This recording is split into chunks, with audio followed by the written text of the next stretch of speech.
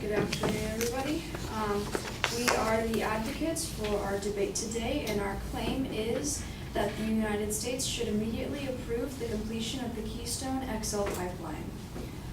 The Keystone Pipeline would be a 1,179-mile, 36-inch diameter pipeline running from Hardisty, Atlantis to Steel City, Nebraska, that would transport crude oil from Canada to large refining markets in the American Midwest and along the U.S. Gulf Coast. It would be built by TransCanada, one of the leading energy infrastructure companies of North America. We believe that this pipeline is necessary because it will lessen our dependence on foreign oil. According to the data collected by the U.S. Energy Information Administration, America's top 5 crude oil suppliers include Saudi Arabia, Venezuela, and Iraq. Also, Nabil Moussaoui, a Iraq descendant and a political liaison for the London-based Iraq National Congress, stated that in a 2014 interview with PBS Frontline that the majority of people in the Middle East view American policy in the region as extremely cynical. While America declares its support for democracy and human rights for Americans and for the first and second world, the third world, which is mainly made of countries in the Middle East such as Europe, Saudi Arabia, Oman, Iraq, Kuwait, Libya, and North Africa, millions and millions of people see American officials at peace who support extremely corrupt, crumbling regimes in the Middle East, regimes that have no sympathy for any kind of democratic notion in their countries. They have no notion of support in any kind of human rights for their own people. Furthermore, Joe Oliver, a Canadian politician and member of parliament, who is also the Minister of Finance, states that energy security of the United States depends on having multiple sources of oil, and relying too heavily on Venezuela poses risk due to that country's hostility towards the American government. These hostilities toward our government pose threats to our nation's oil supply. In fact, there's already a history of these threats being acted on. For example, during the 1973 oil crisis, OPEC, which stands for the Organization of Arab Petroleum Exporting Countries, which includes both Saudi Arabia and Iraq, imposed an oil embargo. By the end of this embargo, gas prices had risen from $3 a barrel to $12, and many countries sought to distance themselves from the U.S.'s policies regarding the Middle East.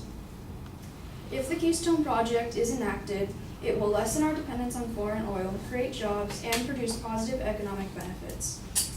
So how much impact will it actually have? Well, according to Terry Cunha, the Senior Manager in Project Development and Media Relations at TransCanada, and Sean Howard, the team lead of Project Development and Operations at TransCanada, the Petroleum Administration for Defense District 3, which is the Gulf Coast, represents the major U.S. growth market, with the potential to process up to 2 million barrels per day of Western Canadian Sedimentary Basin, which is also known as WCSB, crudes by 2030 from the less than 100,000 barrels per day being processed today.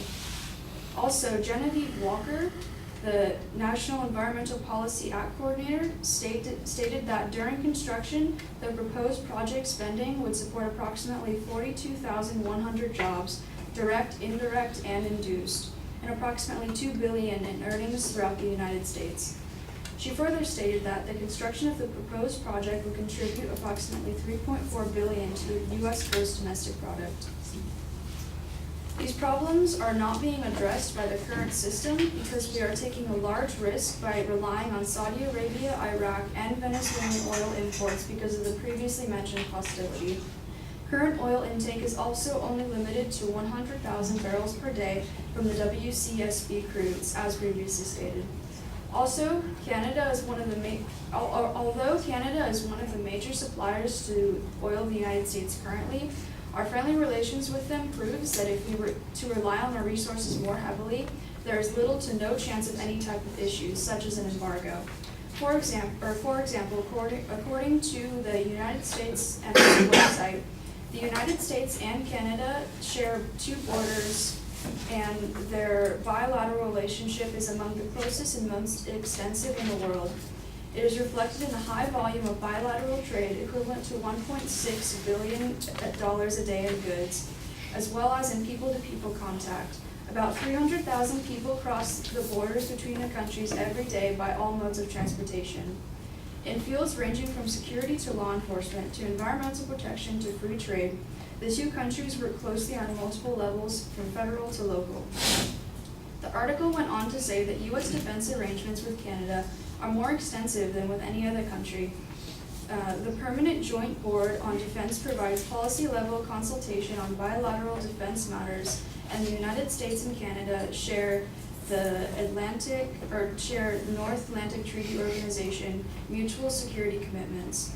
U.S. and Canada military forces cooperate on continental defense within the framework of the binational North American Aerospace Defense Command.